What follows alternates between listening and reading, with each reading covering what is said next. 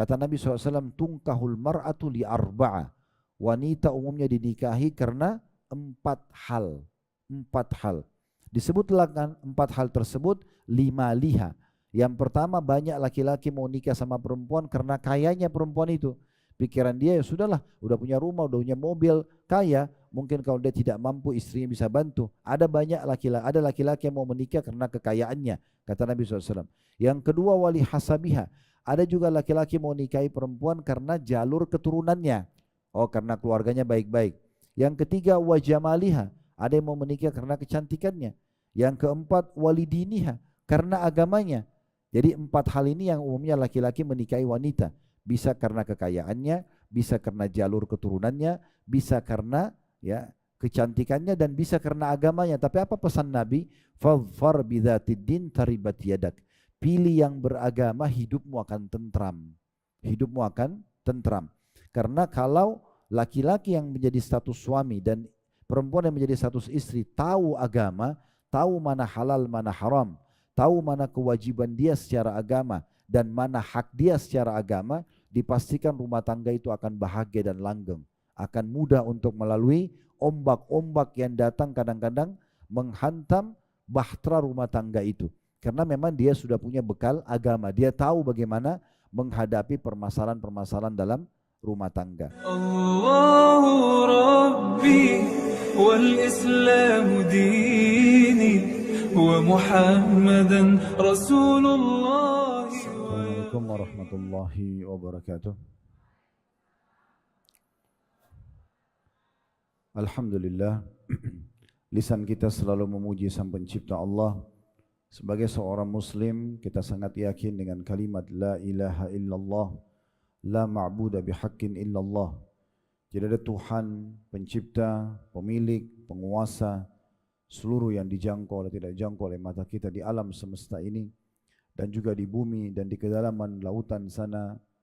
Tidak ada penciptanya, pengurusnya kecuali Allah Subhanahu wa taala. Dan Allah telah memerintahkan kita untuk mengabdi dan beribadah kepadanya serta menikmati yang telah Dia halalkan, dan agar nikmat tersebut bisa bertahan juga bertambah, Allah perintahkan kita untuk bersyukur. Dan kalimat syukur ini diringkas di 1 kata atau 2 kata tepatnya, alhamdulillah. Oleh karena itu jadilah orang muslim dan muslimah yang selalu membasahi lidah dan bibirnya dengan kalimat mulia ini. Selanjutnya kita panjatkan salam hormat kita kepada utusan Allah Nabi besar Muhammad sallallahu alaihi wa ala alihi wa sahbihi wasallam, sebagaimana Allah telah memerintahkan kita untuk mengucapkan salam hormat kepada beliau, dan sebagai balas jasa 23 tahun dari masa hidupnya dihabiskan untuk agama ini. 13 tahun fase Mekah, semuanya gangguan, hinaan, bahkan puncaknya diusir dari kampung halamannya Mekah. Dan kita tahu betapa pedihnya orang kalau diusir dari kampung halamannya. Dan 10 tahun di Madinah, semuanya penyempurnaan agama ini, sehingga sampai kepada kita mana yang Allah perintahkan, mana yang Allah halalkan, dan mana yang Allah larang atau Allah haramkan, dan kita jadi punya panduan hidup. Tentu Bapak Ibu sekalian, dan ini saya lebih banyak menyapa ibu-ibu karena memang kajiannya hari ini lebih difokuskan kepada ibu-ibu, walaupun silahkan kalau di antara bapak-bapak yang hadir tentunya. Judul kita pada kesempatan ini pertemuan perdana, jadi kajiannya belum menggunakan buku. Bahagianya menjadi seorang istri dan ibu. Ada poin penting yang mungkin perlu kita garis bawahi terlebih dahulu. Kalau ada seorang wanita, kalau seandainya Allah berikan dia kelebihan fisik, mungkin dia sangat cantik, postur tubuhnya juga sangat ideal. Apa yang berhubungan dengan masalah fisik punya kesempurnaan. Berikut juga mungkin dari keluarga yang baik-baik, terkenal keluarga baik. Mungkin secara dunia juga punya prestasi. Mungkin dia sarjana, mungkin dia punya bisnis pribadi, misal contoh. Tetapi pada saat wanita ini ditanya apakah Anda sudah menikah, kemudian dia mengatakan belum, maka secara alami tanda kutip ya, di mata masyarakat seperti ada sesuatu yang kurang. Kenapa orang ini begitu cantik, begitu sempurna, tapi belum menikah? Sebaliknya, kalau kita lihat misalnya ada seseorang yang mungkin Allah berikan biasa saja wajahnya, mungkin biasa saja postur tubuhnya, mungkin juga dari keluarga biasa-biasa saja, mungkin dia tidak punya prestasi khusus dunia, mungkin bukan sarjana misalnya, tapi pada saat ditanya apakah Anda sudah menikah dan dia jawab sudah, satu jawaban sudah ini mewakili semua tadi, apapun yang dibutuhkan untuk menilai perempuan ini sempurna atau tidak. Karena dengan status istri, berarti dia telah sampai kepada sebuah level di tengah masyarakat dan di dalam pandangan agama ini punya kedudukan yang sangat tinggi.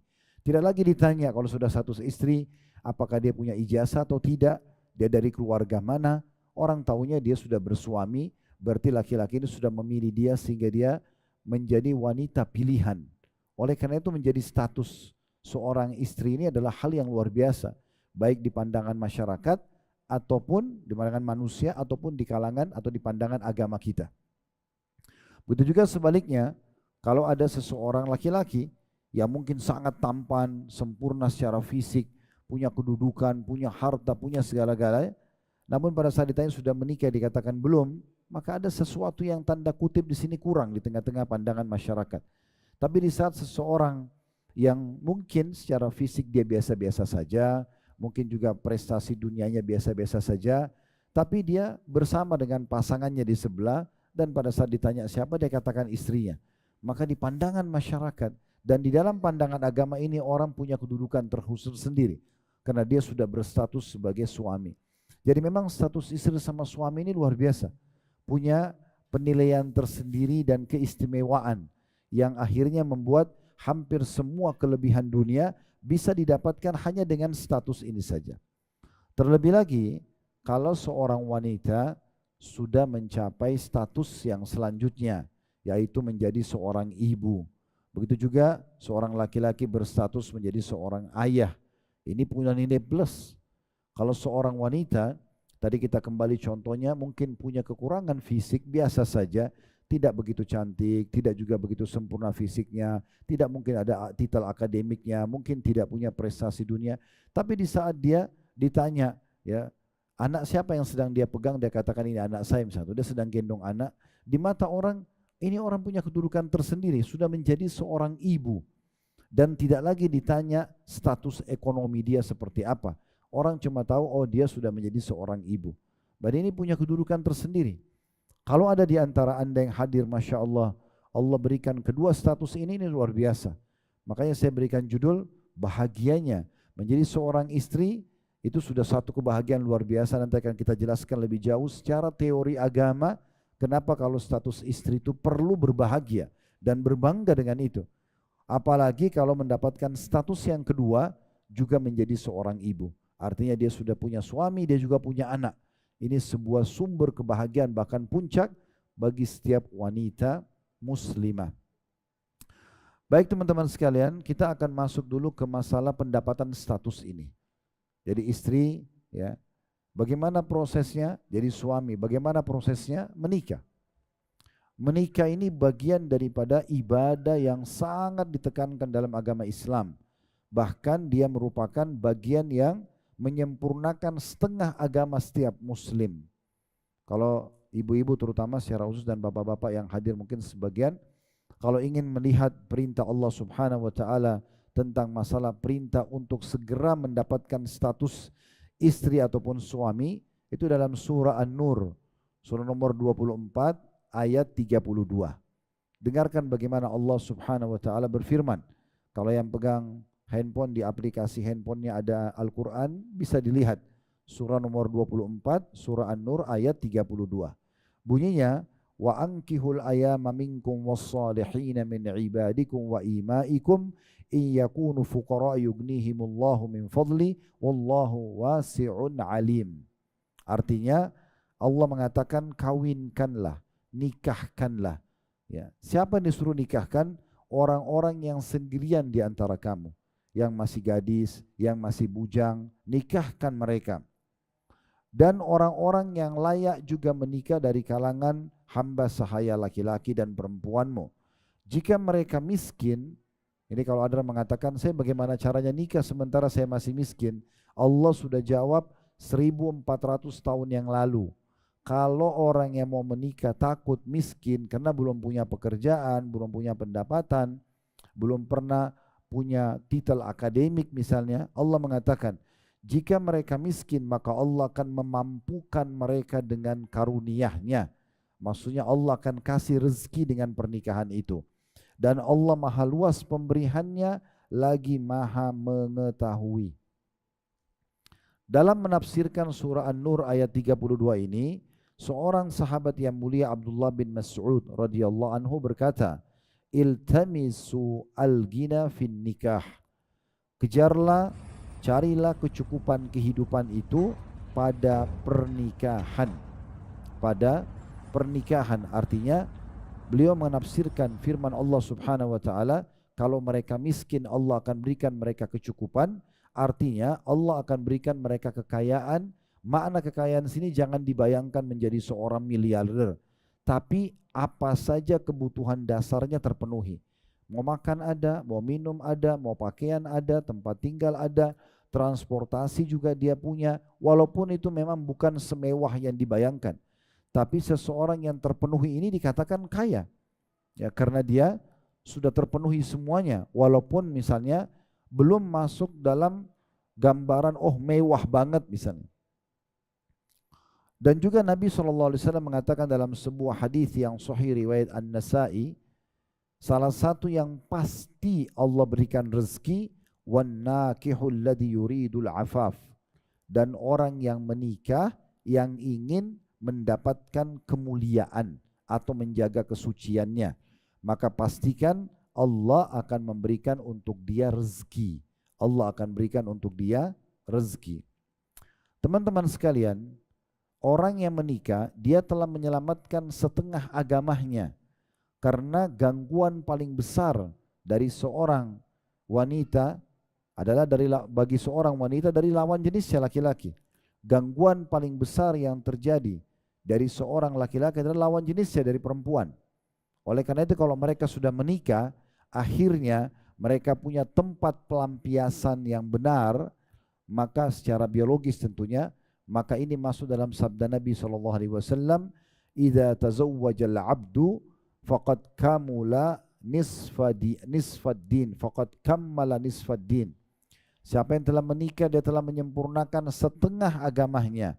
Falyattaqillaha fi nisfil baqi. Maka dia tinggal bertakwa kepada Allah di setengah yang tersisa. Secara fitrah alami Bapak Ibu sekalian, terutama ibu-ibu, semoga Allah jaga kita di atas ketaatannya insyaallah. Kalau Allah Subhanahu wa taala menciptakan kita ini tanpa populasi, kita tidak perlu berkembang biak, mungkin tidak ada interaksi biologis di antara laki-laki dan perempuan, dan mungkin tidak perlu diciptakan dua jenis laki-laki dan perempuan. Tapi Allah Subhanahu wa taala menciptakan kita memang harus bersatu ini. Pemilik sperma laki-laki, pemilik sel telur perempuan bersatu, kemudian terjadilah ya kolaborasi yang positif di situ, terbentuklah dari sperma itu selama 40 hari yang ketemu dengan sel telur dalam bentuk sperma, kemudian 40 hari setelahnya berbentuk dalam bentuk darah, 40 hari setelahnya gumpalan daging, lalu mulailah pada saat itu berbentuk manusia dan diberikan ruh. Dengan cara ini populasi manusia berlanjut. Allah Subhanahu wa taala agar kita mau pemilik sperma menuangkan spermanya, pemilik sel telur mau menerima, menyerahkan rahimnya, ditumpahkan itu dan bertemu dengan sel telurnya. Ini telah mengatur satu pola yang harus ada supaya orang mau melakukannya, yaitu syahwat, keinginan untuk melampiaskan. Nah, pelampiasan ini Bapak Ibu sekalian ada cara yang benar secara agama, ada cara yang salah secara agama. Yang benar secara agama nikah, yang salah secara agama zina. Dua-duanya sama-sama. Kalau bahasa kita sekarang pacarannya. Nah, orang kalau dengan nikah silahkan sebebas-bebasnya. Bahkan anjurannya agar memperbanyak interaksi di antara keduanya. Kasih sayang di antara keduanya, cinta di antara keduanya, pengorbanan di antara keduanya, bahkan sampai melampiaskan biologis di antara keduanya. Dan kata Nabi SAW kepada sahabat-sahabat yang miskin, pernah mereka datang dan berkata begini, ya Rasulullah, sahabat-sahabat kami yang kaya mengalahkan pahala kami. Karena kami sholat, mereka sholat, kami puasa, mereka puasa. Namun mereka punya harta yang mereka infakkan, kami nggak punya harta itu. Beritahukan kepada kami amalan yang kalau kami kerjakan bisa menyamai pahala sedekah mereka. Kata Nabi Muhammad SAW, Allah telah memberikan ya pahala, sumber pahala buat kalian dari banyak sekali cara. Di antaranya adalah di kemaluan kalian ada sedekah, ada pahala besar. Kata para sahabat laki-laki, ya Rasulullah, ayati ahaduna ahlahu walahu fihi ajr. Apakah seseorang di antara kami menggauli istrinya, terjadi interaksi biologis, ada kenikmatan, dia dapat pahala juga? Kata Nabi SAW, ara'aitum la wada'tumu fil haram alakumul wizr. Tidakkah kalian lihat kalau kalian letakkan pada yang haram, maksudnya zina tadi, yang boleh nikah, yang tidak boleh zina, apakah kalau mereka letakkan pada yang zina dapat dosa? Maka sahabat sudah tahu jawabannya, tentu saja dosa. Maka Nabi SAW mengatakan, wa kadzalika fil halal, begitu juga pada yang halal. Jadi pada saat setelah menjadi suami istri, silakan pacaran sepuasnya. Dianjurkan bahkan dan diberikan pahala yang besar. Silakan hidupkan keromantisan, cinta, pengorbanan, loyalitas, royalitas. Tuangkan semua kata-kata rindu, apa saja. Bahkan ada buahnya, lahirnya anak nanti. Buah kasih sayang dari sang suami istri, lahirlah sempurna rumah tangga tersebut dengan adanya anak-anak. Ini dengan cara yang benar. Kalau dengan cara yang salah, mereka melakukan perzinahan, tidak melalui proses agama, tidak ada wali perempuan, tidak ada saksi, tidak ada kalimat akad, tidak ada mahar yang dikasih. Padahal sebenarnya zina sama nikah perbedaannya cuma di situ saja. Dan prosesi akad nikah rata-rata di sini masya Allah sudah status ibu. Maka Anda tahu sendiri pada saat Anda atau status istri, Anda pada saat menikah Anda sudah tahu bagaimana mudahnya proses pernikahan itu. Kita tidak bicara persiapannya, tapi proses pernikahannya. Ayah Anda sebagai wali hanya mengatakan kepada calon suami Anda atau sekarang jadi suami Anda, saya nikah, wahai fulan bin fulan, saya nikahkan engkau dengan anak perempuan saya, atau kalau saudarinya dengan saudari perempuan saya, misalnya fulana binti fulana dengan mas kawin ini, misalnya dikasih perangkat alat sholat, cincin emas misalnya 5 gram atau misalnya dikasih apa saja ya tunai. Maka dengan dijawab oleh calon suami atau suami Anda sekarang, saya terima nikahnya fulana binti fulana dengan mas kawin ini disebutkan misalnya, maka selesai, tunai selesai. Maka ditanya saksinya, sah semuanya. Proses ini kurang dari 5 menit Bapak Ibu sekalian. Dan setelah itu silahkan menikmati biologis tadi. Silahkan menikmati rumah tangga itu. Silahkan menikmati keromantisan, keharmonisan. Silahkan punya anak sekian banyak pun silahkan. Dibolehkan, bahkan semua ada pahalanya tersendiri. Beda dengan perzinahan. Perzinahan, subhanallah, kalau pernikahan itu biasanya dimulai dengan kesenangan. Juga berjalan dengan kesenangan. Tidak ada orang menikah lalu dia sedih. Dia menikah dengan kesenangan. Umumnya orang menikah karena dia senang. Biologis pun dengan senang. Kalau terjadi hamil, punya anak juga senang. Keduanya senang kalau terjadi interaksi biologis. Kalau hamil keduanya juga senang, tambahan senang lagi karena sudah hamil. Keluarganya senang, kalau lahir anaknya jelas statusnya. Anak itu dinasabkan kepada sang ayah. Kalau perzinahan dimulai dengan ketakutan-ketakutan. Tidak ada orang zina yang tidak takut. Khawatir kalau ketahuan, khawatir nanti kalau hamil, bagaimana nanti anaknya statusnya, sehingga biologisnya terganggu dan akhirnya juga mereka ketakutan, mereka tidak nikmatin, mereka terganggu dengan itu. Dan lebih parah kalau hamil di luar nikah, banyak sering terjadi aborsi karena tidak mau punya anak yang di luar nikah, malu di depan keluarganya, malu depan masyarakat. Itulah tata cara yang salah. Jadi orang kalau sudah status istri, kembali lagi ke judul kita, itu orang yang sudah melakukan satu perbuatan ibadah yang sangat besar dalam agama, dan dia juga sudah mendapatkan satu status yang mulia di tengah-tengah masyarakat karena dia sudah menikah. Dan setiap kali interaksi keseharian dengan istri atau dengan suami, maka itu pahala besar. Saya ingin berbagi begini, kita sebagai seorang muslim tidak asing dengan puasa Ramadan, ya. Kalau Bapak Ibu, terutama ibu-ibu di sini, kalau puasa Ramadan, kita lagi puasa, atau mungkin hari ini ada yang puasa hari Senin misalnya, kita lagi duduk, lagi ngobrol, lagi pengajian begini, lagi aktivitas apa saja, selain yang membatalkan puasa ya, selain makan, selain minum, selain interaksi biologis, kalau kita lagi tidur, lagi ngobrol, lagi olahraga, lagi kerja misalnya, tapi kita lagi puasa, mulai dari azan subuh sampai azan maghrib, waktu ini, maka tetap saja Bapak Ibu sedang berada di bahtera pahala puasa. Benar gak ini? Benar ya? Ya, masih hadir? Ah, alhamdulillah. Karena tenang sekali. Tenangnya ini bisa karena betul-betul khusyuk atau belum hadir, belum nyambung. Ya. Jadi kalau orang lagi puasa, kita sepakati dulu ya, dari mulai azan subuh sampai azan maghrib, apapun aktivitas dia selama bukan yang membatalkan puasa dan bukan haram, dia tetap dapat pahala puasa kan? Misalnya orang lagi puasa tapi lagi duduk, tetap aja dia dapat pahala puasa walaupun dia duduk. Dari waktu azan subuh sampai azan maghrib. Nah kalau rumah tangga itu adalah bahtera pahala terbesar Bapak Ibu sekalian. Karena mulai akad nikah sampai salah satunya meninggal itu pahala terus. Pahala terus. Per detiknya kita bisa dapat pahala. Asal syaratnya menikah dulu waktu Bapak Ibu menikah. Niatnya karena ingin menjalankan perintah agama.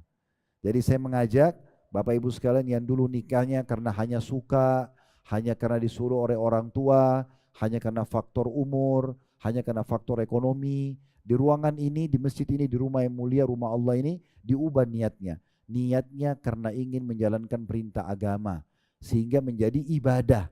Jadi per detiknya kita walaupun lagi tidur, ibu-ibu lagi masak di rumah, lagi nunggu suami kerja, atau lagi duduk berdua sama suami, atau lagi urus anak, semuanya per detiknya pahala. Sampai kita meninggal dunia. Bahkan setelah meninggal pun tetap bisa kita meninggalkan pahala-pahala tersebut dari anak yang lahir. Anak itu pada saat kita didik sholat, kita didik baca Quran, kita didik akhlak-akhlak yang baik, patuh kepada Allah, patuh kepada pemimpin dan negara misalnya pada saat tidak terjadi pelanggaran agama, bakti sama orang tua, baik sama tetangga, intinya dia baik. Maka itu menjadi amal jariah buat kita. Jadi rumah tangga ini benar-benar mendapatkan status istri atau suami ataupun menjadi seorang ibu atau ayah, ini adalah ajang pahala yang luar biasa. Tadi Anda sudah dengarkan surah An-Nur, memang Allah suruh menikah, juga Nabi SAW mengingatkan bahwasanya orang yang telah menikah telah menyelamatkan setengah agamanya. Oleh karena itu, di masa hidup Nabi SAW, ada seorang perempuan pernah datang kepada Nabi Muhammad SAW dan menawarkan diri untuk menikah.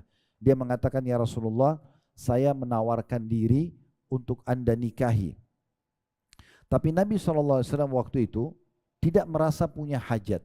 Tidak merasa punya hajat karena beliau melihat wanita tersebut dan tidak punya hajat, artinya tidak tertarik. Kemudian beliau berkata kepada para laki-laki yang hadir di masjid waktu itu selepas sholat asar kayak kita sekarang, Nabi SAW mengatakan, siapa yang berminat untuk menikahi wanita ini? Wanita ini baik-baik datang menawarkan diri, ada yang mau nikahi enggak? Maka ada satu sahabat laki-laki berdiri dari saf sholat mengatakan, saya ya Rasulullah. Apa kata Nabi SAW? Kalau gitu siapkan apa yang bisa jadi mahar buat kamu. Dia bilang, saya tidak punya apa-apa ya Rasulullah. Laki-laki ini sangat miskin, gak punya apa-apa. Saya tidak punya apa-apa ya Rasulullah. Kata Nabi SAW, iltamis walau khataman min hadid. Coba cari walaupun cincin dari besi. Artinya kamu tidak punya emas, tidak punya perak, tidak punya harta. Oke, keluar dari masjid sekarang, cari satu potongan besi, buat jadi lingkaran supaya jadi cincin. Jadikan mahar kamu. Orang ini rupanya keluar dari masjid, masuk lagi mengatakan tidak ada ya Rasulullah. Besi pun saya nggak punya. Cari potongan besi pun saya nggak punya. Maka apa kata Nabi SAW? Apa kau hafal ayat-ayat Al-Quran? Dia bilang iya ada. Kata Nabi SAW, kalau gitu saya nikahkan kamu dan maharmu untuk perempuan ini adalah ayat-ayat Al-Quran yang kamu hafal itu. Dari sini keluar sebuah hukum, bolehnya hafalan Al-Quran atau surah menjadi mahar pernikahan. Ya, jadi yang saya ingin titik beratkan sini, jangan hubungkan pernikahan itu dengan harusnya ada prestasi dunia yang tinggi dulu. Ya, karena banyak sekali, apalagi kalau misalnya di sini yang hadir Masya Allah sudah jadi status ibu, sudah punya anak gadis, sudah punya anak yang bujang. Kadang-kadang kita ini mengurung anak-anak kita di satu pemikiran yang kita pikir sendiri padahal sebenarnya itu berbahaya bagi anak-anak kita, yaitu tunda pernikahan dia sampai dia itu memiliki jabatan yang tinggi. Sekarang syahwatnya sudah mulai muncul dari dia balik. Lewat 14 tahun, 15 tahun, 16 tahun, 17 tahun. Terus, maksudnya umurnya ya, umur 14 balik, 15, 16, 17, 18, sampai 20, 25, 30 tahun. Sudah selesai pun sekolah, prestasi, kadang-kadang orang tuanya masih bilang, jangan nikah dulu sampai kau punya rumah. Sudah punya rumah, jangan nikah dulu kalau sudah punya pekerjaan, atau sudah punya kendaraan misalnya. Sehingga anak ini tertekan dan terkurung dengan pemikiran orang tuanya yang keliru. Apa hubungannya? Dia harus punya pasangan dan syahwatnya lagi bergejolak dan sudah lewat masa baliknya dengan dia harus kejar prestasi dunianya. Contoh tadi ada sahabat Nabi yang menikah, dia tidak punya kemampuan, tapi dia menikah. Mungkin ada yang tanya, lalu bagaimana caranya menikah dan membiayai keluarga? Nabi SAW sudah mengajarkan Bapak Ibu sekalian.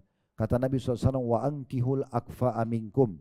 Nikahlah dengan orang yang sepadan dengan kalian.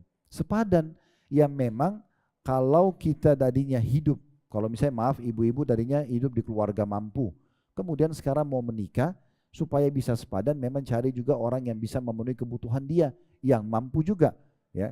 Atau sepadan secara fisik, ya. Mungkin dia cantik sekali, dia cari orang juga yang tampan sekali, itu biasa. Sepadan atau sama jenjang pendidikannya, atau ya termasuk sepadan tuh nikah dengan misalnya senegara, sesuku, supaya bisa saling faham, itu adalah hal yang positif saja. Maka ini yang dimaksud dengan sepadan, gitu kan? Kalau kita biasa hidup biasa saja, ya sudah kita bisa menikah dengan siapa saja juga yang seperti itu keadaannya, gitu kan? Berapa banyak wanita muslimah yang masya Allah dia niatnya ingin mulia menjadi status istri, dia tahu keadaan ekonominya biasa, dia nikah sama laki-laki yang biasa juga. Mungkin suaminya hanya kerja, ya maaf, mulung misalnya, atau mungkin dia hanya sekedar ya kerja menjadi buruh kasar misalnya di bangunan, mungkin dari ini dan itu, tukang parkir, tapi mereka menikah.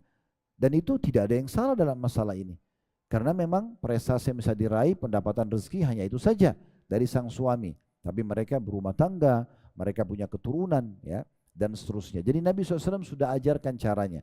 Jangan hubungkan harus prestasi dunia dengan target begini baru melaksanakan sunnah Nabi ini. Tidak. Kata Nabi SAW, an-nikahu sunnati faman ragiba an sunnati falaysa minni. Nikah adalah sunnahku, siapa yang menolak sunnahku maka bukan dari golonganku. Nah, tahap selanjutnya kita dianjurkan Bapak Ibu sekalian untuk memiliki pasangan yang baik, dan tolok ukur baiknya adalah agama. Tolok ukurnya adalah agama. Kata Nabi SAW kepada para wanita semuanya muslimah, ibu-ibu di sini alhamdulillah sudah menikah dengan suami sekarang yang punya pekerjaan yang masya Allah bakti untuk negara, itu adalah hal yang sangat luar biasa, ya.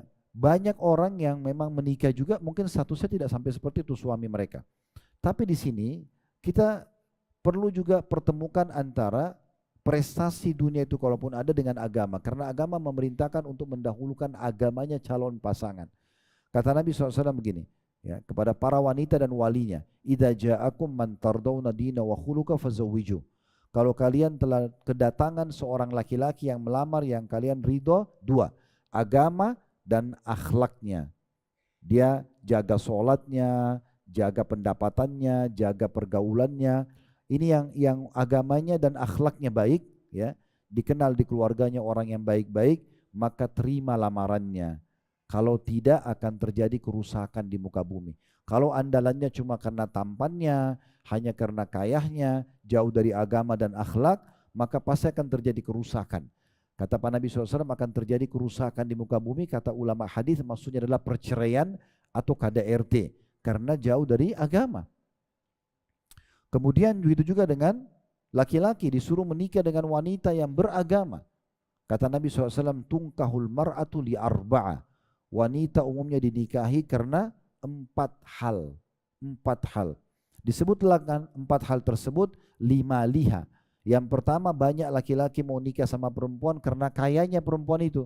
Pikiran dia ya sudahlah, udah punya rumah, udah punya mobil, kaya, mungkin kalau dia tidak mampu istrinya bisa bantu. Ada banyak laki-laki, ada laki-laki yang mau menikah karena kekayaannya, kata Nabi SAW. Yang kedua wali hasabiha, ada juga laki-laki mau nikahi perempuan karena jalur keturunannya, oh karena keluarganya baik-baik. Yang ketiga wajamaliha, ada yang mau menikah karena kecantikannya. Yang keempat walidiniha, karena agamanya. Jadi 4 hal ini yang umumnya laki-laki menikahi wanita. Bisa karena kekayaannya, bisa karena jalur keturunannya, bisa karena ya kecantikannya, dan bisa karena agamanya. Tapi apa pesan Nabi? Fadhfar bidzatid din taribat yadak. Pilih yang beragama, hidupmu akan tentram. Hidupmu akan tentram. Karena kalau laki-laki yang menjadi status suami dan perempuan yang menjadi status istri tahu agama, tahu mana halal, mana haram, tahu mana kewajiban dia secara agama dan mana hak dia secara agama, dipastikan rumah tangga itu akan bahagia dan langgeng, akan mudah untuk melalui ombak-ombak yang datang kadang-kadang menghantam bahtera rumah tangga itu. Karena memang dia sudah punya bekal agama, dia tahu bagaimana menghadapi permasalahan-permasalahan dalam rumah tangga. Dan bagi wanita ya, yang saleha, yang baik, yang taat kepada Allah, tahu haknya Allah di situ, tahu hukum-hukum Allah, sehingga dia berikan hak suaminya, hak anaknya, maka Nabi SAW menjadikannya perhiasan dunia yang terbaik. Dalam sebuah hadis riwayat Muslim, ad-dunya mata'un wa khairu mata'id dunya al-mar'atus salihah. Dunia ini semuanya perhiasan, tapi perhiasan terbaiknya adalah wanita salihah. Adalah wanita salihah. Dan kata Nabi SAW, 4 perkara bagian daripada kebahagiaan seseorang. Disebutkan nomor pertamanya wanita salihah. Baru kedua tetangga yang baik. Baru yang ketiga tempat tinggal yang layak. Baru yang keempat tunggangan juga yang nyaman. Tapi disebutkan di sini adalah pasangan. Ya, kalau pasangan beragama itu pasti akan sangat baik kehidupan rumah tangga itu. Baik, saya ingin masuk teman-teman sekalian, terutama para bunda di sini, para istri, Anda perlu memahami agar mendapatkan maksimal pahala dalam rumah tangga ini, maka fahami kewajiban Anda sebagai istri dalam pandangan agama Islam. Yang itu berarti hak suami Anda. Jadi nanti yang merupakan, yang saya akan sebutkan nanti ini, berarti itu yang wajib ibu lakukan menurut pandangan agama. Dan itu berarti hak suami, dia berhak kalau dia minta dari ibu. Juga tentunya ibu punya hak ya, yang merupakan kewajiban suami yang juga akan kami singgung nanti ya. Tapi saya akan mulai dari kewajiban, dan setiap orang di antara kita tinggal bagaimana dia meletakkan atau menjalankan fokus kepada kewajiban tersebut. Kewajiban tersebut ya. Baik, yang pertama yang ibu harus fahami adalah mentaati suami pada hal yang ma'ruf. Ma'ruf ini maksudnya apa? Yang tidak berbau pelanggaran agama. Apapun yang suami minta selama itu tidak melanggar agama, ibu jalankan. Bukan karena suaminya, tapi karena perintah Allah. Tapi karena perintah Allah. Kita kalau menjadi status istri atau menjadi status suami, dan kita fikirnya adalah pasangan kita, ada masa-masa kita jenuh, Bapak Ibu sekalian. Tapi kalau kita fikirnya adalah perintah Allah, maka akan berbeda, tidak ada kejenuhan. Kita akan enak sekali melakukan. Ada yang pernah haji di sini? Sudah pernah yang haji? Masya Allah, ibu sudah haji. Baik, ibu mungkin tahu ya, haji itu perjalanannya jauh, benar ya? Baik, mungkin ibu-ibu yang lain bisa mendapatkan kesaksian dari ibu. Jadi haji perjalanan jauh, biayanya besar, ya, butuh energi ekstra, ya. Cuaca di sana panas, beda sama kita. Karena di Saudi itu kalau musim haji puncak-puncaknya panas, bisa sampai 50 derajat, panas sekali, ya. Tapi subhanallah, kalau kita kerjakan haji itu karena ibadah kepada Allah, ada enggak orang yang sudah keluarkan biaya banyak, perjalanan jauh, butuh ekstra energi, ya, butuh sabar karena panasnya cuaca, ditanya mau haji lagi, dia bilang enggak mau haji. Ada enggak? Enggak ada. Pasti semuanya mau lagi kan? Karena dia niatnya ibadah. Nah begitu. Jadi apapun yang Bapak Ibu kerjakan kalau diniatkan ibadah karena Allah, kita tidak akan pernah jenuh dan kita akan mudah untuk melalui suka dukanya. Nah begitu rumah tangga itu diniatkan karena ibadah. Ya. Terlebih lagi ibu tolong renungi ini ya. Dalam Islam bu tidak ada poliandri. Nggak boleh perempuan punya dua suami. Karena kalau dua suaminya, dua-dua tuangkan sperma, siapa ayahnya kalau hamil? Berarti tidak bisa cuma satu. Artinya apa bu? Saya ingin sampaikan satu pesan. Ibu hanya disuruh berbuat baik dan taat kepada satu laki-laki ini. Ini satu orang saja. Dan ibu bayangkan setelah ibu akad nikah, sebelum nikah, ibu wajib bakti sama dan patuh sama ibu dan ayah kan gitu ya, orang tua kita. Tapi setelah menikah, orang tua kita khusus bagi perempuan itu menjadi nomor dua. Suami menjadi nomor satu. Saya misalnya sebagai wali anak saya perempuan.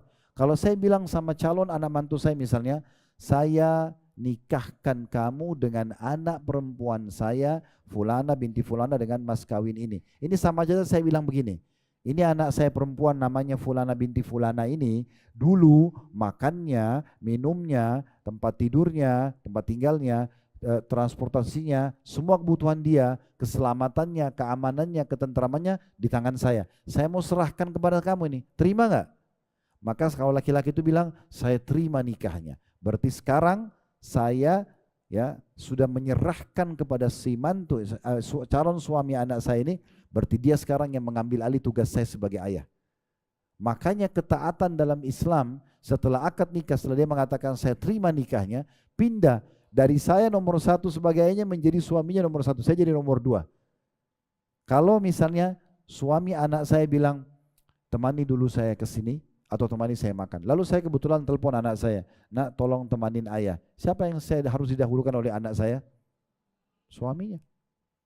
Dia bisa bilang sama saya, ayah mohon maaf, suami saya masih butuh minta ditemanin. Setelah selesai baru saya ke ayah. Itu harus begitu. Nggak bisa dia bilang sama suaminya, ayah saya telepon saya harus pergi. Tinggalkan suaminya, nggak boleh. Dalam Islam tidak boleh.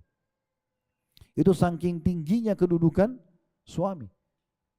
Pernah Aisyah radhiyallahu anha, istri Nabi SAW bilang begini, wahai para wanita muslimah, andai saja kalian tahu besarnya hak suami kalian yang Allah bebankan pada kalian, maka kalian pasti akan mengambil debu telapak kaki mereka dan kalian letakkan di pipi kalian, karena besarnya haknya si suami tadi.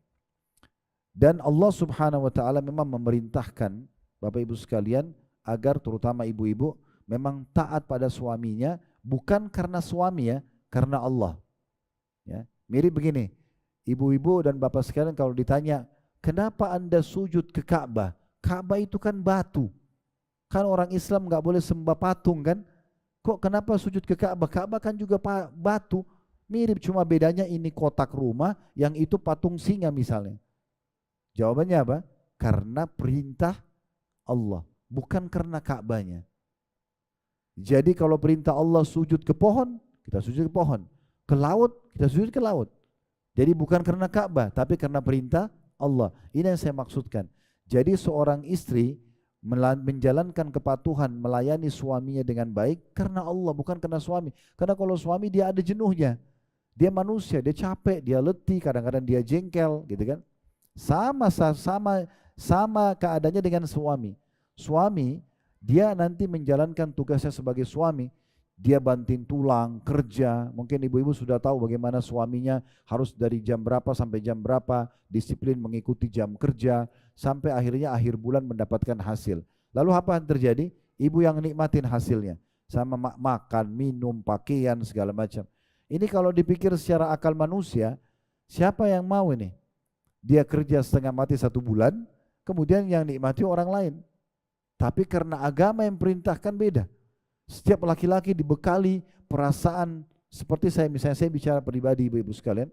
Saya walaupun capek bekerja seharian, tapi kalau saya sudah pulang ke rumah, saya lihat istri saya lagi makan, anak saya lagi makan, mereka lagi ceria, hilang semua capek itu. Allah kasih kami begitu laki-laki. Perasaan itu ada, sehingga akhirnya kami selalu mau semangat kerja, gitu kan? Padahal kerjanya buat orang lain. Orang yang tidak dikenal, ini bukan ibu, bukan saudari, perempuan lain, dan tidak boleh nikah sama mahram kan, tiba-tiba jadi istri dan semua kebutuhannya dipenuhi. Makanya Allah Subhanahu wa taala menjadikan ketaatan kepadanya, pelayanan itu menjadi nomor satu dalam kewajiban. Tapi ingat, tadi saya bilang selama pada hal yang ma'ruf, bukan haram dalam agama ya.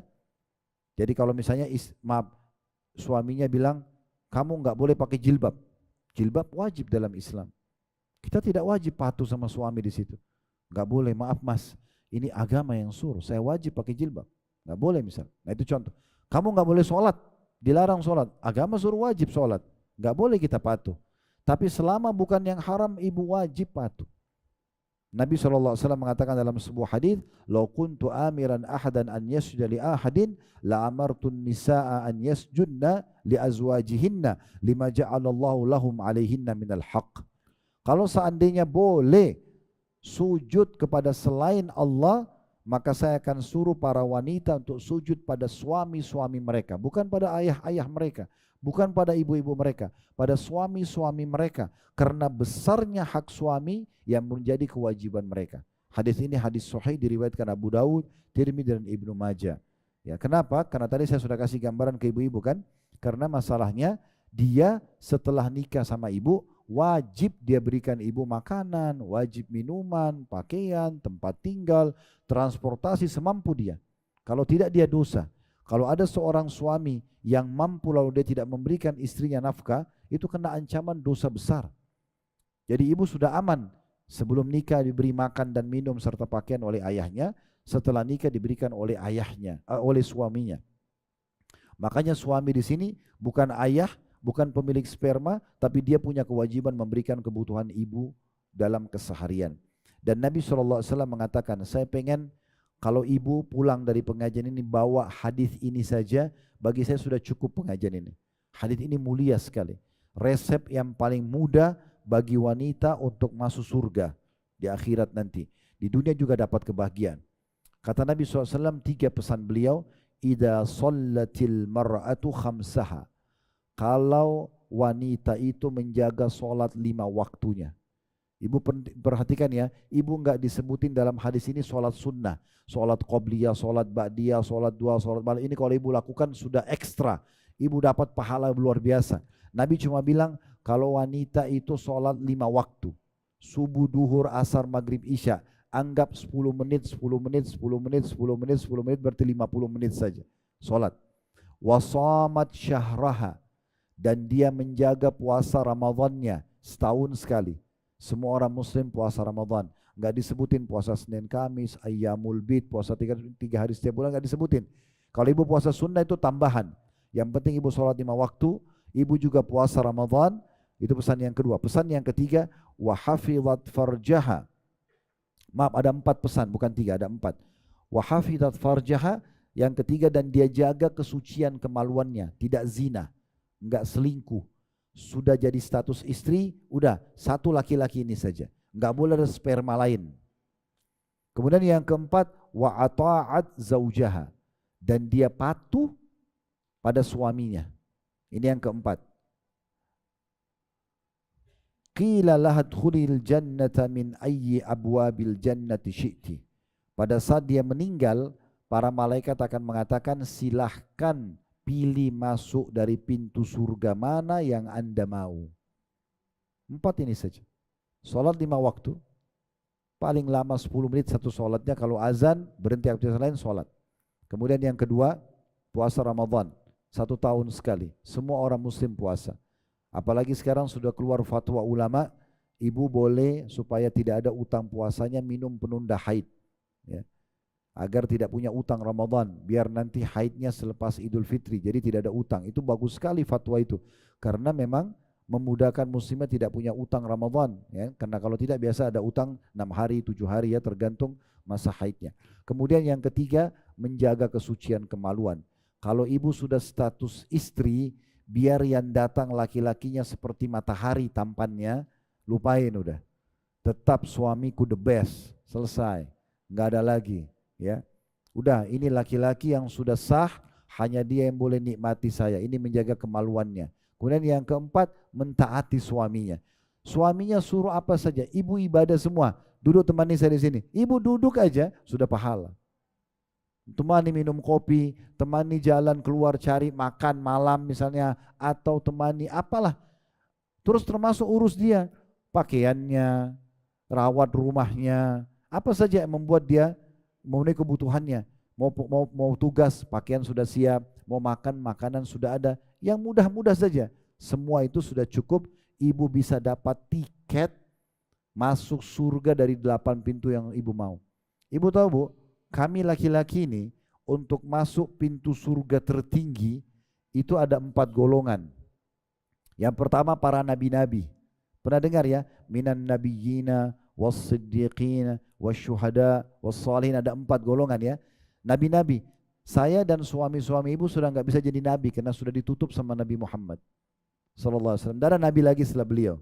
Berarti pintu ini sudah tertutup. Yang kedua, siddiq. Siddiq itu jujur, selama hidupnya nggak pernah bohong. Ini dapat derajat ini nggak mudah. Atau golongan ketiga, syuhada, mati syahid. Pergi dulu medan perang. Ibu-ibu Masya Allah suaminya para pejuang, membela negara, membela agama. Sekarang bagaimana beratnya kalau mereka harus pergi berjuang, pulang tinggal nama saja. Mati syahid. Baru bisa dapat derajat tertinggi. Atau orang soleh ini selama hidupnya semuanya dekat dengan Allah, patuh pada Allah, jauh dari yang haram. Mungkin yang keempat ini lebih mudah untuk dapat surga tertinggi. Ibu cuma sholat 5 waktu. Ya, kemudian tadi puasa Ramadan, kemudian ya, menjaga kesucian kemaluan, lupain semua laki-laki lain, selesai. Terutama dari tontonan ini yang bahaya ini. Ya. Karena kalau suka tontonan, laki-laki lebih tampan dari suaminya jadi jelek suaminya. Kalau tontonannya laki-laki lebih kekar jadi jelek suaminya, gitu kan? Atau laki-lakinya lebih putih, suaminya gelap kulitnya jadi jelek suaminya. Enggak, lupain semua. Pokoknya suamiku, inilah surgaku, ini kekasihku, ini cuma satu orang yang Allah suruh saya bakti. Selesai. Bahkan di atas orang tua saya. Dan mentaati suaminya pada hal yang ma'ruf, maka dia akan masuk dari pintu surga yang mana dia mau. Ya. Kemudian yang kedua Bu, memasukkan kegembiraan dalam hati suami. Jadi tadi itu taat, ya, suruh apa saja oke. Yang kedua, memasukkan kebahagiaan, kegembiraan dalam hati suami. Baik dengan pandangan matanya, ya, kalau dia lihat ibu dia senang, ibu selalu cantik di depannya, ibu selalu segar, ibu selalu fresh, ibu selalu senyum, ya. Ibu selalu pakai pakaian yang dia suka, ibu menata rumah yang dia suka, ibu memasak masakan yang dia suka, ibu mendidik anak seperti yang dia minta, maka itu namanya ibu menyenangkan hatinya. Kata Nabi SAW, ayyun nisa, waktu ditanya ayyun nisa'i khair, wahai Rasulullah, perempuan mana yang paling bagus, yang paling layak dihormati, yang paling layak ya diberikan predikat orang yang wanita yang terbaik, wanita salihah. Kata Nabi SAW, allati tasurruhu idza nazar. Istri manapun atau manapun yang kalau dilihat sama suaminya, suaminya senang, bahagia. Kenapa? Banyak salahnya, sebabnya karena kalau dilihat selalu saja ada sesuatu yang ceria di situ, dari senyumannya, dari tatapan matanya yang syahdu, tutur katanya yang baik, semua itu.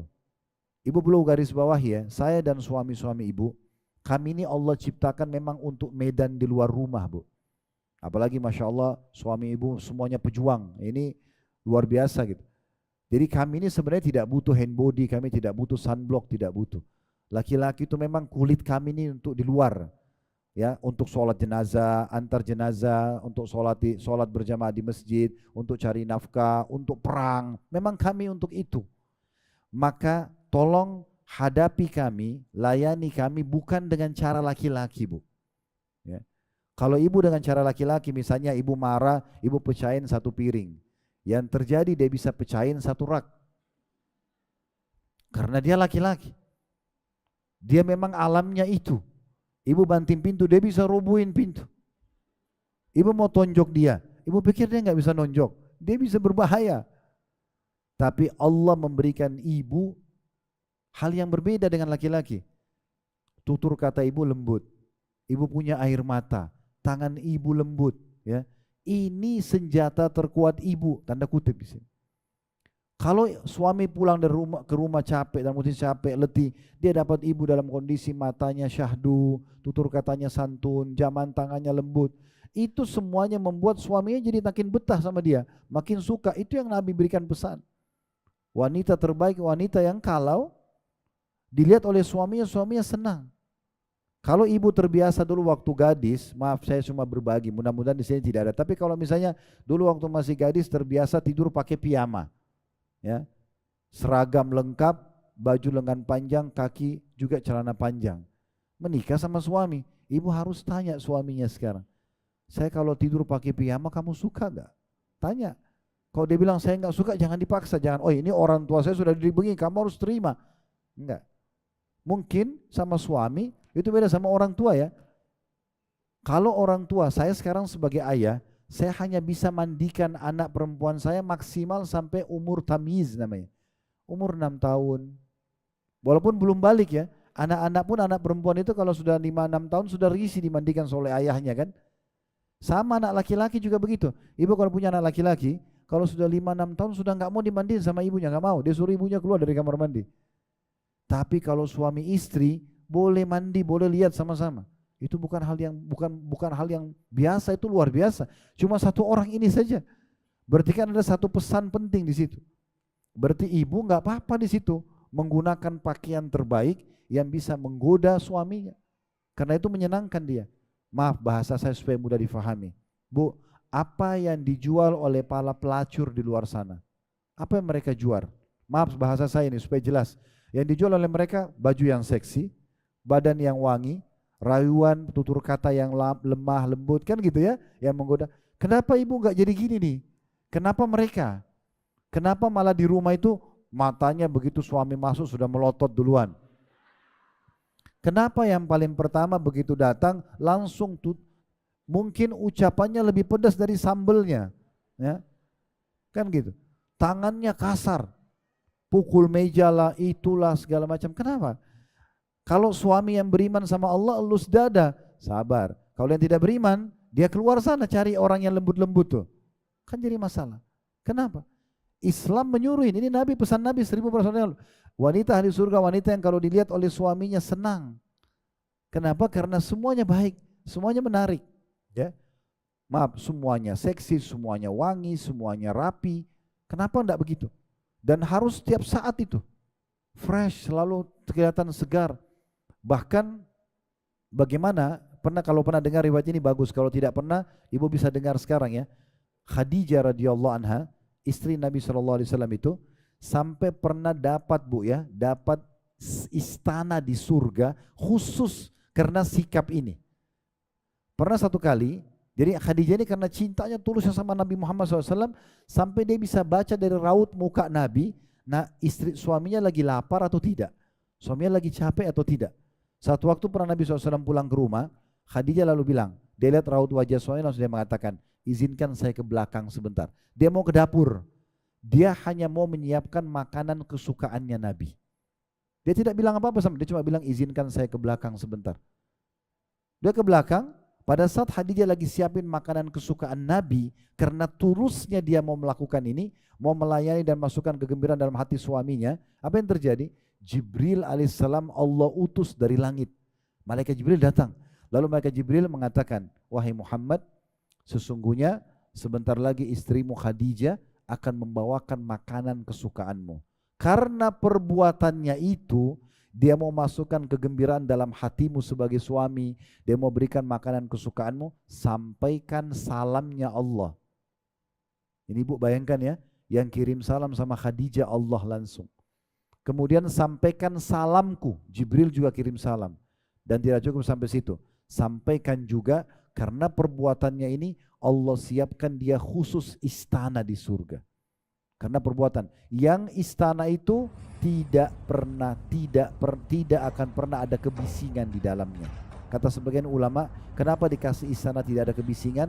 Karena tidak pernah ribut sama suaminya, tidak pernah bertutur kata kasar, semuanya nyaman. Laki-laki bu, pada saat dia menemukan muamalah yang baik seperti ini di rumah, pastikan dia akan selalu setiap keluar, dia ingin selesaikan cepat kerjaan, ingin kembali ke rumah. Karena memang dia mendapatkan itu, dia merindukan yang tidak ditemukan di luar. Dan kalau ibu sudah menggunakan pakaian yang dia suka, parfum yang dia suka, godaan apapun di luar tertepis. Ya, nggak mungkin. Kalau ibu sudah berikan dia kenyang makanannya, terpenuhi biologisnya, terpenuhi kasih sayangnya, seperti ibaratnya orang kalau sudah kenyang, ibu kalau sudah kenyang, ya, sudah makan 1 piring atau 2 piring nasi sama lauknya semua, terus dikasih lagi sate, dikasih lagi kambing, masih mau makan? Tidak ada lagi orang mau makan, sudah kenyang. Tapi masalahnya kalau dia lapar, ini yang jadi masalah. Tinggal iman atau tidak ada iman. Ada iman dia bisa kontrol, tidak ada iman tidak terkontrol. Jadi masalah buat dia. Makanya pesan ini sangat penting ya dari Nabi alaihi salatu wassalam. Pesan pertama beliau di sini adalah wanita yang terbaik, wanita ahli surga, wanita yang kalau dilihat oleh suaminya, suaminya senang. Pesan yang kedua, wa tuti'u idza amar, dan dia patuh kalau diperintahkan, disuruh apa saja iya, suruh apa saja iya, selama bukan maksiat kepada Allah. Wala tukhalifu fi nafsiha wa mali bima yakrah. Dan yang ketiga, dia tidak menyelisih suaminya pada diri dan harta sehingga membuat suaminya benci. Pernah ada satu orang ibu datang di rumah Nabi SAW, kemudian ditanya oleh Nabi, ya, azatu zaujin anti, apa kamu punya suami? Kata ibu tersebut, naam, ya. Maka Nabi SAW mengatakan, kaifa anti lahu, bagaimana kau bermuamalah dengan suamimu? Qalat, ma'aluhu illa ma ajaztu anhu. Kata perempuan itu, aku tidak pernah mengurangi haknya kecuali dalam perkara yang aku tidak mampu. Kalau betul-betul aku sudah tidak mampu, baru aku sampaikan sama dia baik-baik. Selama aku mampu, aku selalu melayani dia yang terbaik. Maka kata Nabi SAW, fanduri aina anti minhu fa innama huwa jannatuki wa naruki. Hati-hati kamu dari suamimu, karena sungguhnya suamimu itu surgamu atau nerakamu. Kalau ada di antara ibu-ibu yang datang ajal, karena kita semua akan meninggal, bukan saya doakan, tapi orang semua akan meninggal. Kemudian pada saat ibu meninggal, ternyata suaminya merasa kehilangan. Merasa kehilangan karena selama hidupnya sangat baik. Suaminya ridho dengan dia.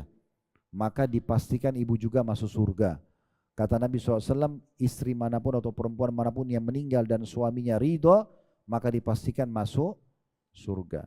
Ibu jangan jadi wanita ini ya, yang saya mau sampaikan sekarang. Jangan pada saat ibu meninggal suaminya bilang alhamdulillah dia meninggal, ya.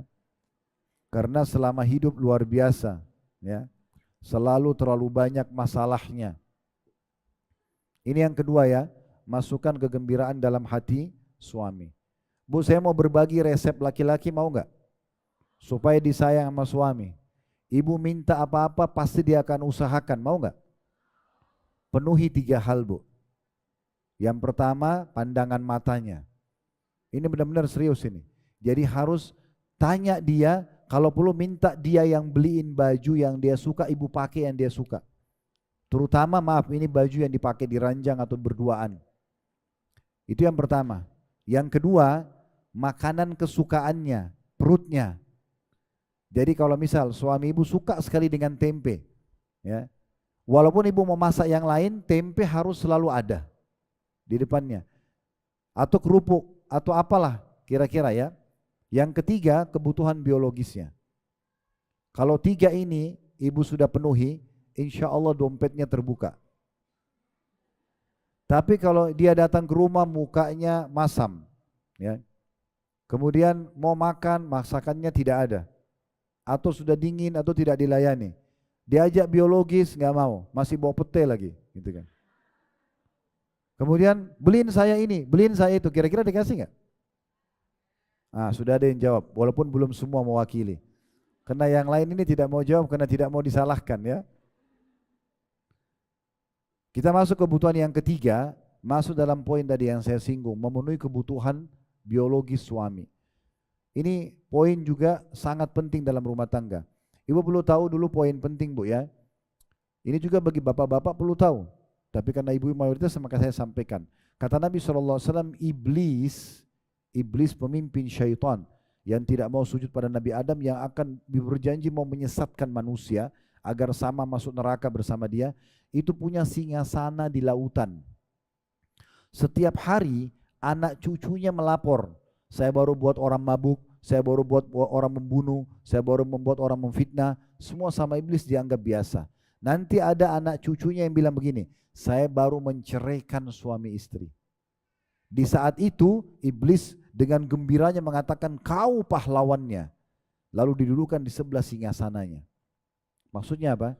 Syaitan akan menjadikan target utama di setiap rumah tangga muslim cerai. Oleh karena itu semua pemicu yang bisa membawa pada perceraian semua dibakar oleh syaitan. Bertengkar, ya, mulai dari tutur kata yang tidak baik, sangka buruk, selalu tuntutan berlebihan melebihi kemampuan pasangan. Ini semua menjadi pemicu akhirnya jadi ribut. Di antaranya tidak memenuhi biologis. Sekarang kalau sudah pernah nggak ibu dan bapak sekalian alami, kadang-kadang syaitan buat bertikai ini, ribut antara suami istri akhirnya tidak biologis 2 hari, tidak biologis 1 minggu. Ada orang bahkan 1 bulan, ngambek-ngambekan. Ini target syaitan. Kalau biologisnya rusak bu, sementara dia adalah 50% rumah tangga, maka akan rusak yang lainnya. Kalau biologisnya sehat dan baik, maka akan baik semuanya. Masalah apapun kalau dimulai dengan dipecahkan dengan biologis dulu, tenangkan pikiran, kemudian baru dibicarakan, itu akan lebih tenang. Makanya Nabi SAW ingatkan setiap wanita. Ini hadis Nabi, bukan dari saya. 1400 tahun yang lalu. Kata Nabi SAW dalam hadis Bukhari Muslim, "Idza da'a ar-rajulu imra'atahu ila firashi", kalau seorang suami panggil istrinya ke ranjang, maksudnya ini bahasa biologis, fa'abat, lalu dia tolak, antaji'a, untuk datang, la'anathal malaikatu hatta tusbih, maka malaikat akan melaknatnya sampai pagi. Malaikat akan doakan keburukan kalau dia menolak. Kemudian dalam riwayat Imam Muslim kata Nabi SAW, "Walladhi nafsi biyadih", demi zat, maksudnya demi Allah yang jiwaku dalam genggamannya, "Ma min rajulin yad'u imra'atahu ila firashiha", tidak ada seorang suami pun yang mengajak istrinya ke ranjang, fata'ba alaihi, kemudian dia nolak, istrinya nolak, illa kana alladhi fis sama'i sakhitan 'alaiha hatta yarda anha. Ketahuilah bahwasanya yang di langit sana, maksudnya Allah Subhanahu wa taala, akan marah kepada si perempuan atau istri ini sampai suaminya ridho kepadanya. Mungkin ada yang bilang, "Ustadz, kalau lagi sakit bagaimana?" Kita tidak bicara sakit, Bu. Ibu lagi tidak ada apa-apa. Ibu lagi enak-enak saja, tapi setan bisikin, "Udahlah, gak usah layani, udahlah begini dan begitu", menganggap tidak penting masalah biologis, sementara mungkin bagi suami itu sangat penting, maka itu perlu untuk digarisbawahi. Laki-laki Allah bebankan sperma itu panas. Memang dia kalau tidak dilampiaskan larinya biasa ke emosi, gitu kan. Kalau suami ibu suka marah, masalahnya kadang-kadang di sini nih, gitu kan. Kalau ibu bisa perbaikin sini tidak akan ada masalah sebenarnya. Dan tadi sudah saya bahasakan ya, bahwasanya mereka akan setiap interaksi biologis mereka akan dapat pahala. Mereka akan dapat pahalanya dan syaitan akan selalu membuat kita tidak melakukannya. Nah, ulama mengatakan semua yang berhubungan dengan masalah biologis ini usahakan maksimal. Ya, maksimal dalam semua hal, dalam tutur kata, dalam pakaian, dalam bau badan, dalam apa saja ya, hal yang memuaskan pasangan semua boleh dilakukan. Yang haram dalam agama itu hanya meletakkan kemaluan suami di kemaluan istri yang lagi haid atau nifas, atau meletakkan kemaluan suami dalam dubur. Kalau selain daripada ini semuanya boleh dalam agama Islam. Ya, boleh dalam agama Islam. Dan dianjurkan dalam masalah biologis untuk diniatkan ibadah kata para ulama, dan juga meniatkan untuk mendahulukan pasangan serta jangan lupa membaca doanya. Kata Nabi SAW, siapa yang berhubungan biologis selalu membaca, Allahumma jannibna minasyaitan, ya Allah jauhkan kami dari syaitan, wa jannibish syaitani ma razaqtana, dan jauhkan syaitan dari apa yang kau karuniai kepada kami. Kalau Allah karuniakan mereka dari biologis itu anak itu tidak akan diganggu oleh syaitan selamanya, alias anak itu akan menjadi anak yang soleh dan soleha dengan biologis yang diikuti dengan membaca doa. Yang keempat, Bu, ibu tidak boleh keluar rumah tanpa izin. Ya, ini termasuk kewajiban ibu. Ya. Dan juga tidak boleh memasukkan siapapun ya, di dalam rumah tanpa izin suami. Sebagaimana sabda Nabi SAW dalam hadis Bukhari Muslim, la yahillu lil mar'ati an tasuma zawjuha syahidun illa biidni. Tidak boleh seorang wanita puasa sunnah sementara suaminya ada di rumah kecuali dengan izinnya. Kayak ibu biasa puasa Senin Kamis, suami lagi di rumah nih hari Senin lagi cuti, maka ibu harus izin dulu, saya mau puasa boleh nggak? Kalau dia bilang tidak, jangan, atau ibu lagi puasa sunnah pun dia minta batalkan karena mau dilayani biologis, ibu wajib batalkan. Kalau puasa sunnah ya, kalau puasa wajib Ramadan nggak boleh. Kalau bertemu antara hak wajibnya Allah dengan hak wajib makhluk, kita dahulukan hak wajibnya Allah. Ibu lagi sholat wajib, dipanggil suami tidak boleh ibu batalkan. Tapi kalau ibu lagi sholat sunnah, suami panggil, ya, suami tidak tahu kalau ibu lagi sholat, ibu batalin sholatnya dan jawab panggilan dia. Karena bertemu antara hak sunnahnya Allah dengan hak wajibnya makhluk. Maka kata Nabi SAW selanjutnya, wala ta'zan fi baitihi illa bi'idni, dan tidak boleh dia mengizinkan siapapun masuk ke dalam rumahnya kecuali dengan izin suaminya. Wa ma anfaqat min nafaqatin an ghairi amrihi fa innahu yuaddi ilaihi syatrah. Dan kalaupun ada seorang istri yang menafkahkan sesuatu tanpa izin suaminya, ada uang bulanan dikasih atau ada barang di rumah, lalu ibu keluarkan tanpa izin suami, maka suami dapat setengah pahalanya. Tapi sebenarnya tidak boleh dia keluarkan tanpa izin. Ya. Kemudian juga tidak boleh tadi puasa, tidak boleh keluar tanpa izin. Dalam hadis yang sahih riwayat Bukhari, istri manapun yang keluar tanpa izin suaminya maka dilaknat sampai dia kembali. Maka dia harusnya segera ya minta izin sebelum keluar. Jadi walaupun cuma via WA atau dari awal bahasakan ke suami, maaf saya lagi mau keluar, tolong diizinkan. Mungkin dia belum bisa baca, tapi dari awal bahasakan, misalnya saya kalau keluar tidak sempat dijawab, tapi saya jalan izinkan ya, ridhokan ya, karena memang itu bagian daripada agama. Ini adalah kewajiban ibu. Jadi tidak banyak ya, sebenarnya cuma 4 kewajiban. Ibu kalau jalankan insya Allah itu ibu akan dapatkan yang terbaik. Nah, sekarang kita balik yang merupakan haknya ibu. Hak ibu dari suami yang merupakan kewajiban suami yang pertama adalah nafkah. Nah, nafkah ini 5 hal. Makanan, minuman, pakaian, tempat tinggal, transportasi semampu suami. Dan ini sifatnya harian. Bukan bulanan ya. Jadi kalau suami ibu kasih dari awal bulan atau 1 bulan ke depan itu kebaikan yang luar biasa. Karena dia kewajibannya harian.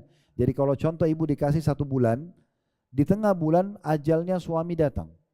Berarti 2 pekan yang ke depannya itu bonus dari dia. Karena dia tidak ada kewajiban, sudah meninggal. Saya punya kewajiban sebagai suami kasih hari ini. Apa yang saya makan, istri saya makan. Di mana saya tinggal, istri saya tinggal. Apa yang saya pakai, pakaian dia juga ada pakaiannya. Saya aman, dia juga aman. Nah seperti itu. Saya pakai transportasi apa? Umum, ya dia juga naik umum. Saya punya mobil pribadi, dia juga sama mobil pribadi. Nah seperti itu. Tapi kalau saya meninggal besok selesai. Nggak ada lagi kewajiban saya. Makanya dia sifatnya harian. Tapi ini hak ibu. Cuma ingat ya, hak ibu nafkah. Bukan hak ibu semua harta suami. Ini perlu digarisbawahi. Jadi nafkah ibu boleh minta. Apa itu? Makannya ibu hari itu, minumnya ibu hari itu, pakaian ibu, tempat tinggal ibu, dan transportasi ibu. Lebih daripada ini, itu adalah tambahan, bukan kewajiban dia. Dan kalau ada suami yang tidak mau kasih, istrinya kelaparan, apalagi dengan anaknya, segala macam, ini dosa besar. Kata Nabi SAW, kafali mari ithman ayudayya mayyaqutu. Sungguh berat dosa bagi orang yang membongkarkan kewajiban nafkahnya. Ini yang pertama, itu hak ibu. Yang kedua, hak ibu biologis. Suami juga punya kewajiban memenuhi biologis sebagaimana ibu tadi memenuhi kebutuhan biologis suami. Maka suami pun wajib memberikan hak ibu ini. Ya, cuma memang bedanya perempuan sama laki-laki, kebutuhan laki-laki jauh lebih besar karena memang ada sperma yang Allah bebankan yang dasarnya memang dia panas gitu ya. Makanya kalau laki-laki kadang-kadang sering mau minta mengulangi itu umum begitu ya. Kalau perempuan berbeda. Pernah ada kasus di Madinah dulu, ada seorang wanita bu, beliau baru menikah, kemudian suaminya pergi berperang, jihad. Sudah lama nggak pulang-pulang. Perempuan ini karena punya keimanan, dia nggak berani berbuat dosa karena dia cuma bisa biologis sama satu laki-laki itu. Maka dia melantunkan syair dalam rumahnya, dia mengatakan begini, kurang lebih maknanya, kalau bukan menjaga kehormatan hubunganku dengan Tuhanku dan kehormatan suamiku, maka keempat kaki ranjang ini sudah bergerak. Maksudnya dia bisa berzina. Lalu Umar bin Khattab waktu itu jadi raja, lewat depan rumah perempuan itu dengarin. Lalu dia bilang, apa yang kau ucapkan wahai hamba Allah? Kata dia, wahai Amir Mukminin, wahai pemimpin orang beriman. Waktu itu raja dipanggil Amir Mukminin. Wahai Amir Mukminin, Anda telah mengutus suami saya berperang dan tidak membawanya pulang. Sementara saya masih muda dan saya pengantin baru. Saya butuh suami saya. Maksudnya butuh biologis gitu. Maka bagaimana, apa yang harus saya lakukan? Maka Umar pun pulang ke rumahnya. Dia bertanya pada anaknya yang bernama Hafsah. Hafsah ini salah satu dari istri Nabi. Ya. Tapi itu Nabi sudah meninggal di masa kerajaan Umar. Maka Umar tanya, hai Hafsah, berapa lama wanita bisa bersabar dari biologisnya? Kata Hafsah 4 bulan.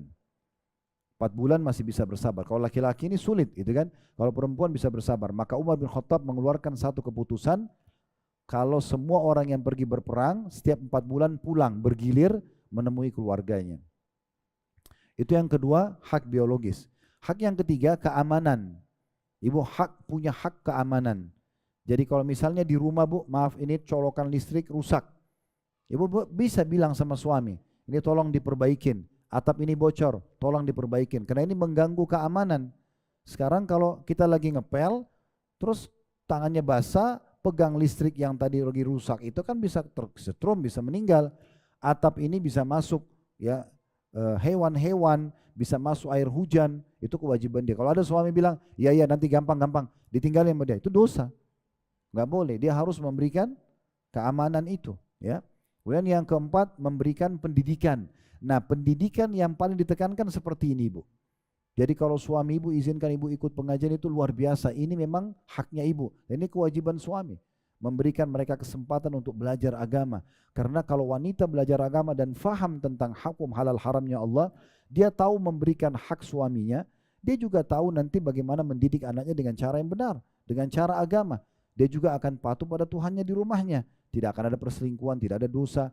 Maka itu dibutuhkan. Nah ini hak yang keempat, masalah pendidikan, terutama berhubungan dengan masalah hak-hak dan kewajiban masing-masing. Nah ini poin yang merupakan kewajiban. Nah ini kewajiban ya, sisanya itu adalah tambahan. Kayak misalnya membantu keluarga, misalnya ada keluarga ibu tidak mampu, ibu bicara sama suami, tolong bantu keluarga saya ini. Dia mau bantu, alhamdulillah. Dia tidak bantu, ibu jangan paksakan. Ya, misal. Tapi insya Allah kalau kita baik muamalah, kan sederhana ya secara akal sehat. Tutur kata yang santun akan dibalas dengan tutur kata yang santun.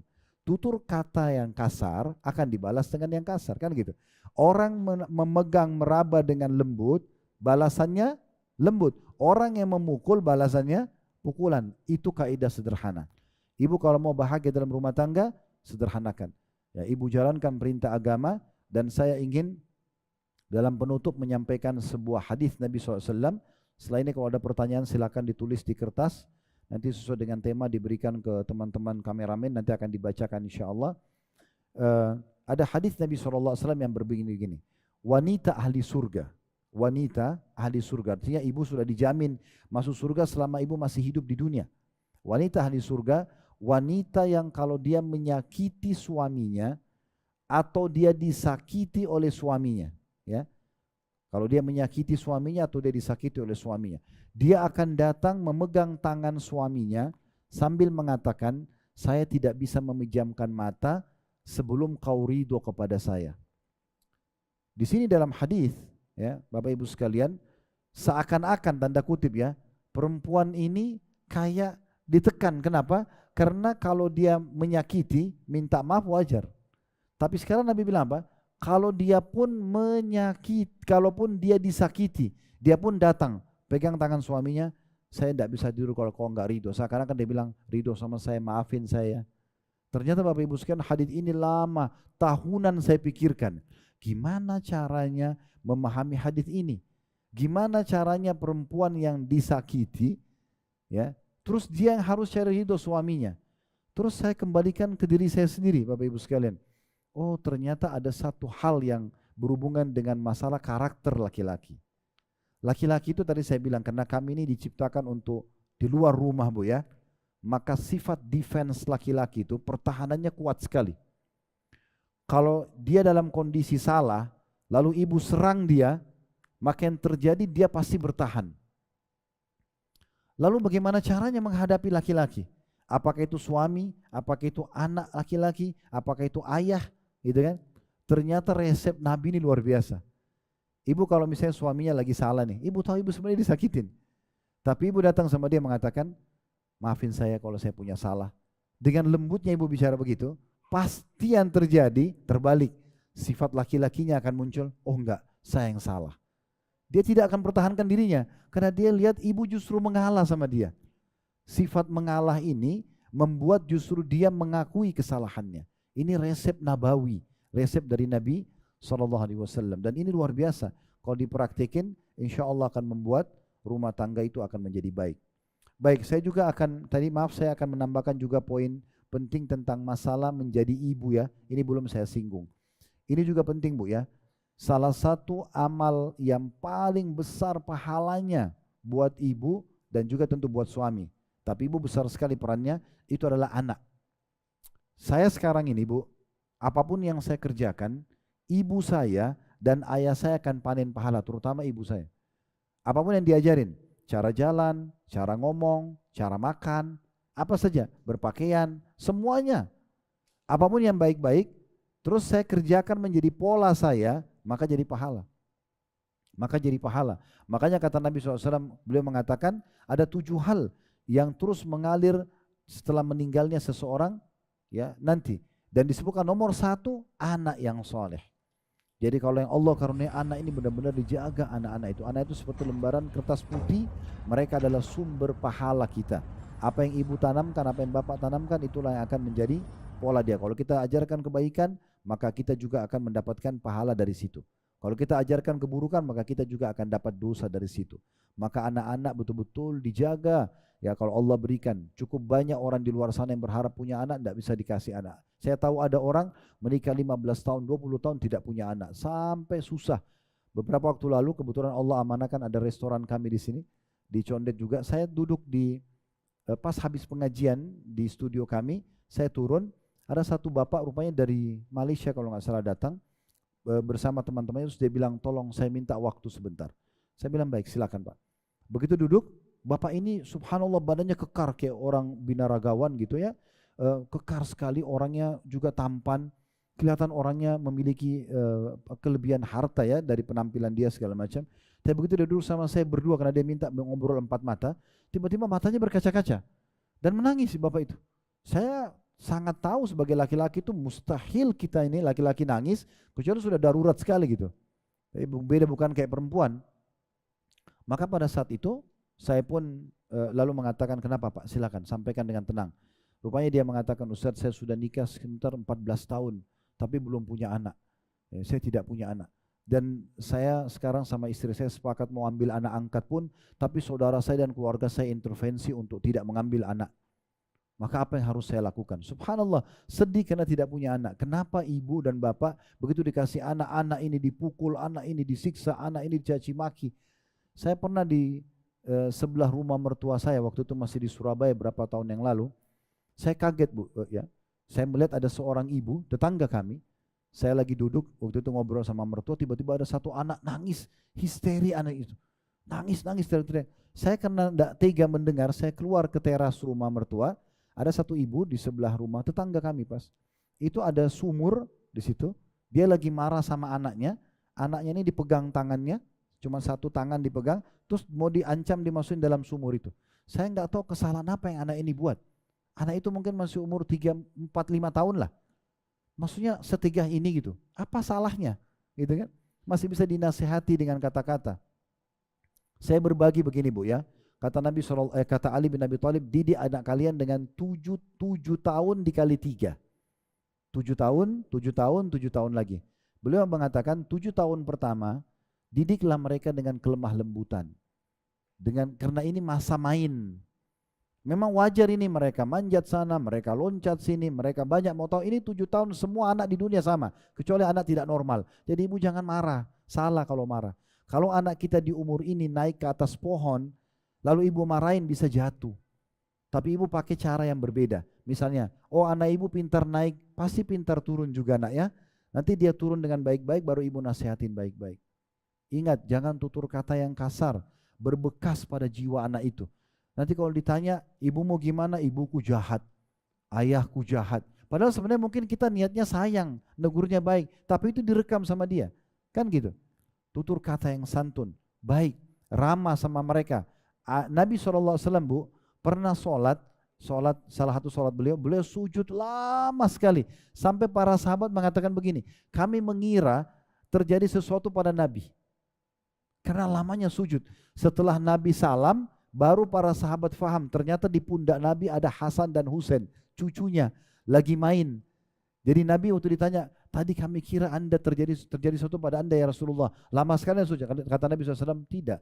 Saya tidak ingin mengganggu kenyamanan kedua cucu saya yang sedang bermain di pundak saya. Lagi sholat, itu enggak buru-buru diangkat.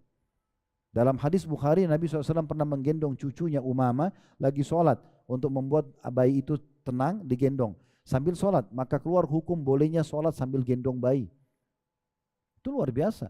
7 tahun kedua, nah dari 7 tahun sampai 14 tahun ini ibu boleh tegas, tapi enggak boleh keras. Nah perhatikan ya, beda tegas, beda keras. Tegas itu, ibu enggak suka begini ya nak, ibu mau kau begini ya nak, tapi bukan keras. Bukan main tangan, bukan main tendang, bukan main pukul, bukan. Caci maki ini juga. Ya. Enggak boleh begini ya nak, harus begini ya nak, itu tegas nama. Itu boleh, 7 tahun, ini penanaman prinsip. Di sinilah mulai SD itu ya. SD ya sampai masuk awal SMP lah ya. Kemudian 7 tahun ketiga dari 14 sampai 21 tahun ini diajak bermusyawarah. Walau kita tanya pendapatnya boleh. Nah juga saya ingin berbagi tips yang baik buat anak-anak. Ini saran saya saja Bu ya. Bapak Ibu terutama ibu-ibu, usahakan jangan suka memberikan pilihan buat anak. Jadi ibu yang pilihin. Misalnya ibu beli baju, ibu mau masak apa, ibu aja yang buat. Jangan ibu bilang, nak mau makan apa. Mungkin ibu niatnya baik ya, tapi misal contoh begini, Bu, anaknya bilang, Bu, aku mau makan ayam goreng. Ibu bilang baik, besok ya ibu buatin nak. Terus besok ibu lupa.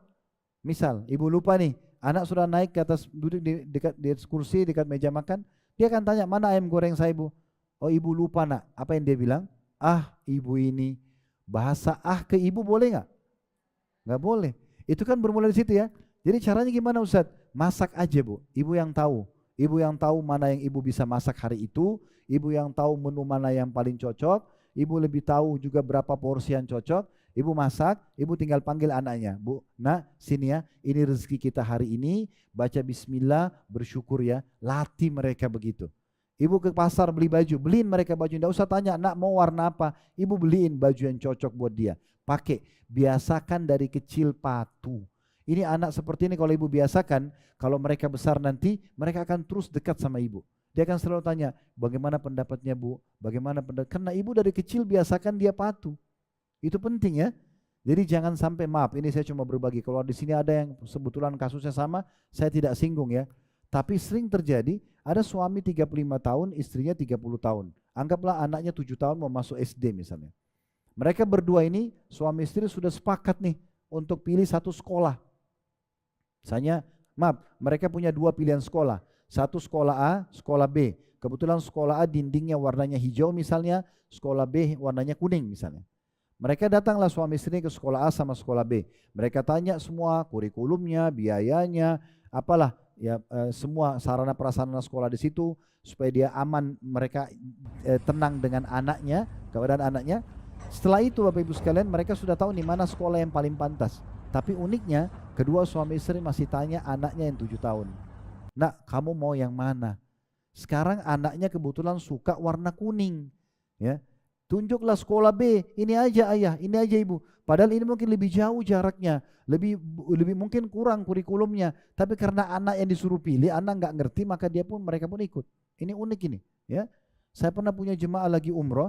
Anaknya mungkin umur 8 tahun, anaknya yang mengatur ayahnya kemana saja. Selalu dia tanya, mau kemana bang? Mau kemana bang? Akhirnya anaknya bilang, kesini aja, kesini aja. Ayahnya diatur sama anaknya. Ini kenapa terbalik? Kenapa bukan ayahnya yang, ayo ikut, kita yang lebih tahu mana lebih baik, tinggal anak itu ikut kan? Seperti itu. Jadi dalam pendidikan anak, yang paling tepat jangan kasih pilihan. Hidangkan yang sudah ada, pilihkan yang sudah ada. Maka insya Allah sampai mereka kuliah pun, mau kuliah ayah sama ibu, mau kau jadi ini nak, jadi dokter misalnya. Oh iya ayah, pasti begitu. Oh iya ibu, karena dari awal sudah dididik begitu, bukan pilihan. Sekali bapak ibu buka pintu pilihan, nak mau pakai baju apa, dia pilih baju kesukaannya misalnya, maka besok ibu mau suruh pakai baju yang ibu mau, dia tidak akan mau. Jadi jangan buka pintu durhaka pada anak-anak karena kita salah meletakkan kasih sayang kita. Mudah-mudahan bisa ditangkap pesannya. Baik, ini insya Allah materi kita dengan judul bahagia menjadi seorang istri dan ibu. Mudah-mudahan bisa menjadi bermanfaat dan Allah jadikan majlis kita sebagai majlis yang diberkahi oleh Allah Subhanahu wa taala. Kita selalu doakan agar negara kita menjadi negara yang aman, tentram, damai dan juga selalu terjaga kemerdekaan, persatuan dan kesatuan kita. Allah selalu memberikan petunjuk para pemimpin menjalankan tugas dengan baik. Allah jadikan kita masyarakat yang selalu gotong royong dan juga menjadi contoh yang baik bagi negara-negara yang lain. Dan kita juga mendoakan saudara kita di Palestina, terutama di Gaza yang sedang tertindas. Semoga Allah ikhlaskan niat mereka, terima para syuhada mereka. Allah keluarkan mereka dari kemelut dan masalah yang sedang mereka hadapi ini. Dan Allah ikut sertakan mereka, kita bersama mereka di pahala baik dengan doa, dengan harta juga dengan jiwa kita. Dan semoga Allah Subhanahu wa taala menyatukan kita semua di surga Firdaus kelak tanpa hisab, mana disatukan dalam majlis ilmu yang mulia ini. Pada benar dari Allah, pada salah dari saya mohon dimaafkan. Subhanakallahumma bihamdika asyhadu an la ilaha illa anta astaghfiruka wa atubu ilaik. Wassalamualaikum warahmatullahi wabarakatuh.